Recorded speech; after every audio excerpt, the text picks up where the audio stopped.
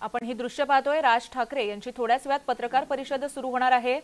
सोलापूर दौऱ्यावर राज ठाकरे आहेत। आज त्यांच्या या दौऱ्याचा दुसरा दिवस आहे। यावेळेस पदाधिकाऱ्यांशी ते संवाद साधणार आहेत, त्यांना मार्गदर्शन करणार आहेत। आगामी निवडणुकांच्या पार्श्वभूमीवर त्यांचा हा दौरा महत्त्वाचा आहे। आता या पत्रकार परिषदेमध्ये नेमकं ते काय संबोधित करतायत, काय त्यांची कोणते मुद्दे ते मांडतात हे सुद्धा पाहणं महत्त्वाचं ठरणार आहे। मात्र थेट दृश्य आपण सोलापुरातूनही पाहतोय।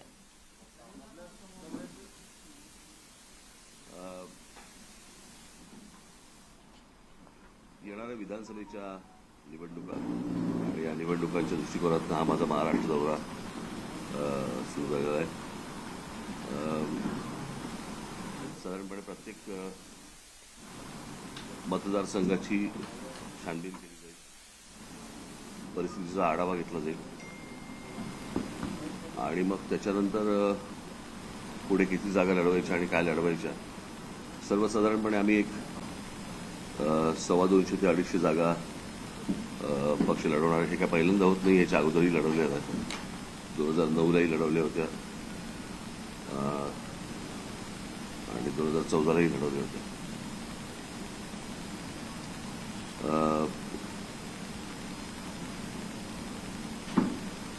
बस त्या दृष्टिकोनातून माझा सगळा दौरा आहे। आता याच्या पलीकडे मी तुम्हाला आता काय सांगू। राज्यामध्ये एक वातावरण जे आहे ते जातीवादी वातावरण झालेलं पाहायला मिळतं। या पार्श्वभूमीवर मराठवाडा दौरा आहे। मराठवाड्यामध्ये सर्वात जास्त ही परिस्थिती निर्माण झालेली आहे।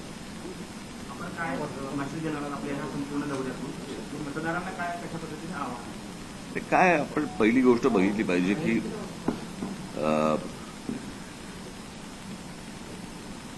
मुळात हा विषय कसला आहे। विषय आहे शिक्षणाचा, विषय आहे नोकरीचा,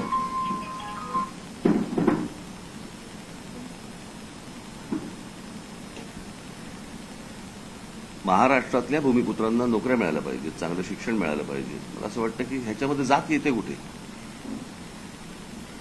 तो ओबीसी असेल, तो मराठा असेल, तो कुठच्याही जातीचा असेल, आपल्या मुलांना महाराष्ट्रातल्या आपल्या मुलामुलींना चांगलं शिक्षण, चांगला रोजगार मिळाला पाहिजे। महाराष्ट्रामध्ये म्हणजे महाराष्ट्र हे राज्य असं आहे की या देशामधलं सर्वाधिक प्रगत राज्य म्हणून आपण महाराष्ट्राकडे बघतो आणि महाराष्ट्रामध्ये जेवढे नोकऱ्या उपलब्ध होतात, मला नाही वाटत दुसऱ्या कुठच्या राज्यामध्ये इतक्या मोठ्या प्रमाणावरती उपलब्ध होत असतील।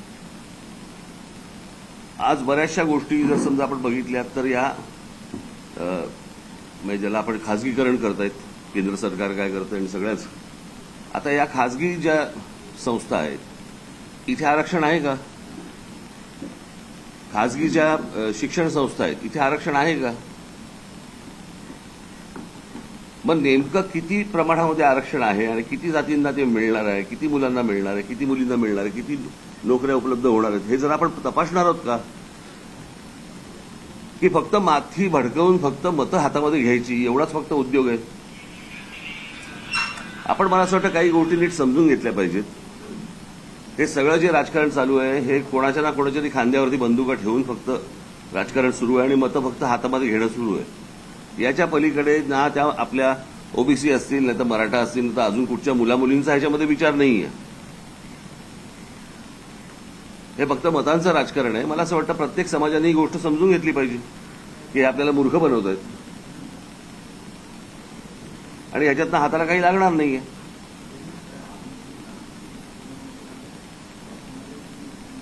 मी तुम्हाला सांगतो, आज बाहेरच्या राज्यांमधनं मुलं येतात आणि आपल्या राज्यांमधल्या नोकऱ्या बळकावतात, आपल्या राज्यामध्ये असलेल्या शिक्षण संस्थांमध्ये शिक्षण घेतात, पण आपल्या मुलांना मुलींना मिळत नाही। मला असं वाटतं आपण विचार केला पाहिजे ना या गोष्टींचा।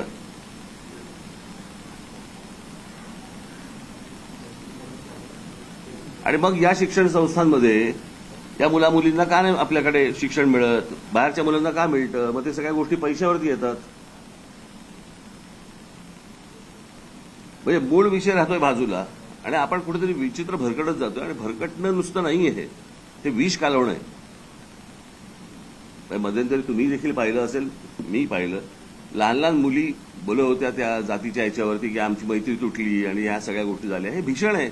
बरं, हे मी कधीपासून सांगतोय की हे उद्या शाळा कॉलेजपर्यंत जाणार प्रकरण आणि उद्या शाळा कॉलेजपर्यंत गेल्यानंतर असं वातावरण महाराष्ट्रात कधीच नव्हतं। आपण असल्या गोष्टी उत्तरातल्या युपीमध्ये, बिहारमध्ये अशा आजपर्यंत आपण ऐकत आलो जातीच्या विषयावरती गोष्टी. हे लोण महाराष्ट्रात यावं, म्हणजे महाराष्ट्रासारखं एक राज्य ज्याने देशाला दिशा दिली, ते राज्य आज जातीपातीमध्ये खितपत पडलेलं आहे. याच्यासारखं दुर्भाग्य नाही. अशा प्रकारचं राजकारण करणाऱ्या, मला असं वाटतं की जी लोक असतील, प्रत्येक समाजाने यांना निवडणुकीला दूर ठेवलं पाहिजे. कळलं? लोकसभेला आपली भूमिका जी भूमिका आपली फडणवीस असतील त्यापासून सगळे शेतकरी वर्ग सगळे महाराष्ट्रातले नेते एकमेकाला एकेरी भाषेत सुनावत आहेत, एकमेकाबद्दल नको ते वाभाडे काढतात. राजकारणाचा हा कुठला स्तर म्हणायचा, किती खाली चाललाय आणि हे कुठपर्यंत. बरं, माझं याच्यावरती अनेकदा बोलून झालं. कळलं का? काय आहे, मी तुम्हाला एक गोष्ट सांगू का? तुम्ही पहिलं दाखवायचं बंद कराय ना. तुमची लाईट बंद होतील का रे? पहिले सगळे लाईट बंद करा. बंद कर लाईट. तुझा पण लाईट बंद कर. मुळात पहिल्यांदा तुम्ही हे दाखवायचे बंद करा या लोकांना. कळलं का? कुठे बोलतील? या सोशल मीडियाने आणि बाकीच्या सगळ्या गोष्टींनी डोकी फिरली आहेत. असं महाराष्ट्रामध्ये कधीच वातावरण नव्हतं.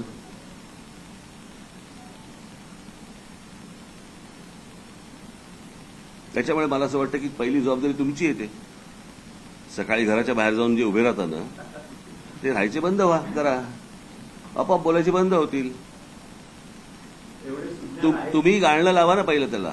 एवढे सुज्ञान आहेत आपले पुढे. शून्य नाहीत म्हणजे कुठे बोलतील? खासगी आता सोशल मीडिया झालाय, स्वतःच व्हिडिओ काढून टाकतात. सोशल मीडिया बघा, प्रश्न असा आहे, सोशल मीडियावरती काय यायचं ते येऊ देत. ते काय सगळेच बघतात असं नाहीये. पण चॅनल तर लोक बघतात की नाही? बरोबर की नाही? सोशल मीडियावर तुमच्या मोबाईलवरती येईल, पण चॅनलमध्ये अख्खं कुटुंब घरामध्ये बघतं ना हो.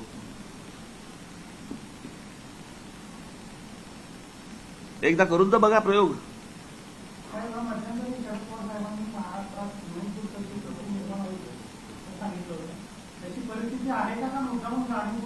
नाही, मला असं वाटतं शरद पवार साहेबांनी याला हातभार लावू नये. कळलं का? महाराष्ट्राचा मणिपूर होणार नाही याची काळजी मला असं वाटतं शरद पवार साहेबांनी घेतली पाहिजे. त्यांचं आजपर्यंतचं राजकारण पाहता त्यांना हवंय का नकोय मणिपूर झालेलं?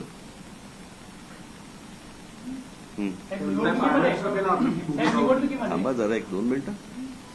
लोकसभेला जी आपली भूमिका होती, त्यानंतर विधानसभेला असं चित्र वाटत होतं की आपण माहिती नेमकं काय झालं. आपण नाही, काय झाल्याचा विषयच नव्हता. त्यावेळेलाच मी सांगितलं होतं की ही युती ही लोकसभेला नरेंद्र मोदींना पाठिंबा देण्यासाठी आहे. बरोबर आहे. त्याच्यामध्ये मी कधी बोललो का विधानसभेचा काही विषय बोललो का? नाही बोललो.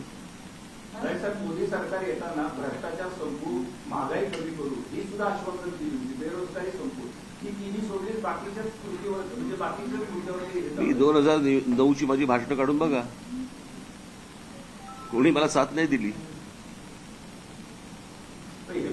प्रश्न असा आहे ना की मी तेव्हा पण सांगत होतो, माझं आजही म्हणणं आहे, मला असं वाटतं 84 साली राजीव गांधींना जे बहुमत मिळालं त्या बहुमतानंतर नरेंद्र मोदींना बहुमत मिळालं 30 वर्षानंतर. बरोबर. आपण निवडणुकीच्या अगोदर काय बोलतो आहोत आणि निवडून आल्यानंतर आपण काय करतो आहोत याचं जर भान सुटलं तर हे असं होतं. याला जबाबदार कोण, मोदी आहेत का अमित शहा का दोघेही? दोघेही. मनोज जरंगे पाटलांचं आंदोलन कसं साहेब, मागच्या वेळेस आपण जेव्हा विधानसभेला समोर ब्ल्यूप्रिंट सारखे प्रयोग केले, सगळ्यांना समोर विकासनामा ठेवला होता. आता समोर लोकांना नवीन काही कल्पना असतील लोकांचं काय? जरा 2 मिनिटं थांबा रे. मी कुठे चाललोय का मला जरा सांगा. प्रश्नांची आपली घाई. ह्याने विचारलेल्या प्रश्नाचं उत्तर तर देऊ देत मला. ब्ल्यूप्रिंट मांडली होती आपण, लोकांसमोर विकासाचे वेगवेगळे मुद्दे ठेवून निवडणुकीला सामोरं जातो. यावेळेस कसे मुद्दे असणार काय? मी एकदा एका पत्रकार परिषदेला असताना मला एका पत्रकाराने विचारलं होतं की तुम्ही ती जी ब्ल्यू फिल्म आणली होती तर मी म्हटलं की मी ती आणली असती तर बरं झालं असतं, किंवा तुम्ही पाहिली तरी असती.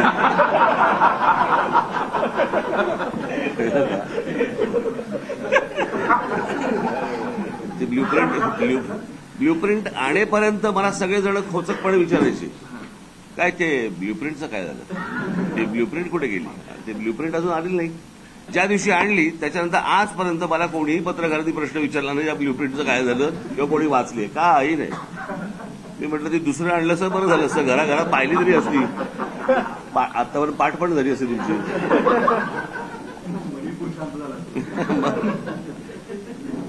साहेब, राष्ट्रवादी शरद पवार गट आणि अजित पवार गटाकडून दोन्हीकडून जे स्टेटमेंट येत आहेत किंवा त्यांची जी जवळीकता वाढताना दिसून येते आहे त्याबद्दल तुम्ही अगोदरच भाष्य केलेलं होतं. विधानसभेच्या अगोदर किंवा विधानसभेच्या रिझल्ट नंतर ते दोन्ही गट एकत्र येतील असं वाटतं. ते आले की त्यांना विचार, त्यांची काही गॅरंटी आहे का? काय कोण खरं बोलते कोण खोटं बोलते कधी काय कळलंय का आपल्याला? वरळी विधानसभा मतदारसंघात आदित्य ठाकरेंच्या विरोधात उमेदवार देण्यात म्हणजे वरळी विधानसभा मतदारसंघात नाही कोण कुठे कुठच्या मतदारसंघात उभा याच्याशी मला काही देणं घेणं नाहीये. आम्ही ज्या ठिकाणी उमेदवारी लढवायची आहे म्हणजे 2009ला आम्ही तिकडे जेव्हा निवडणूक लढवली होती त्यावेळेला आम्हाला जवळपास तिकडे 36 का 38 हजार मतं आहेत, कळलं. आणि याला लढवणार निवडणूक. संदीप देशपांडे यांना उमेदवारी करण्यात आला होता, त्यांच्या नावाची चर्चा सुरू आहे. हो, त्या नावाशी का मोठं बोलू समजते यादी येईल का बघा. सुप्रीम कोर्टाने अलीकडे निकाल दिलाय एससी आणि एसटीच्या उपवर्गीकरणाबद्दल, त्याच्याबद्दल आपलं भाष्य काय आणि मला जातीतलं काही कळत नाही. मला या सगळ्या गोष्टींमधलं खरंच कळत नाही. माझ्याकडे ह्याच्याबद्दल उत्तरच नाही. आपण सरळ प्रश्नांची वेडीवाकडी उत्तरं शोधतोय. म्हणजे राजकीय नेत्यांसाठी पण असं हे लागू केलं उपवर्गीकरणामध्ये, म्हणजे जे खास करून सामाजिक आर्थिक दृष्ट्या उंचावलेले तरी ते राखीव जागांमध्ये उभारतात. उदाहरणार्थ रामदास आठवले कोट्यावधी इस्टेट असेल या मंडळींची,